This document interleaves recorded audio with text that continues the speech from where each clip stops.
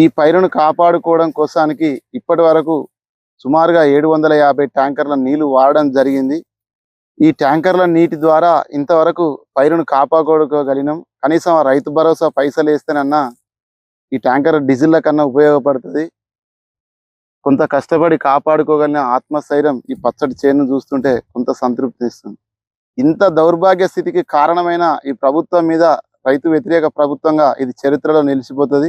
గతంలో ఎన్నడూ కూడా 2 గంటలు 3 గంటలు నడిపిస్తే 3-4 ఎకరాలు 5-6 ఎకరాలు పొలాలు వారేది.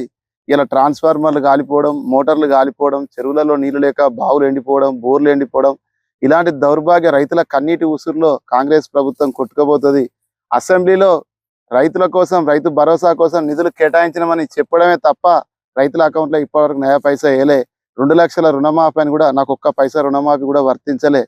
రానున్న రోజుల్లో కాంగ్రెస్ ప్రభుత్వం రైతుల ఉసురు జరిగి రైతుల కన్నీటి కాలువలో కొట్టుకపోతుంది తప్ప ఏ నాయకులు వచ్చినా రైతే రాజు, రైతే దేశానికి ఎన్నెము కానీ నాయకులు ప్రసంగాలు ఇచ్చి ఉపన్యాసాలు ఇవ్వడానికి సరిపోతుంది.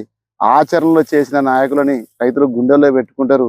రైతుల కన్నీటికి కారమైన సర్కారును రైతులే పాతర పెడతారు రానున్న రోజుల్లో.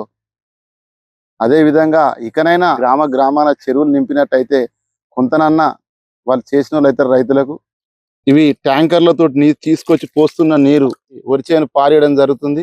ఇంత దౌర్భాగ్య తీసుకొచ్చిన కాంగ్రెస్ ప్రభుత్వానికి రైతుల కన్నీటి గోస తలుగుతుంది.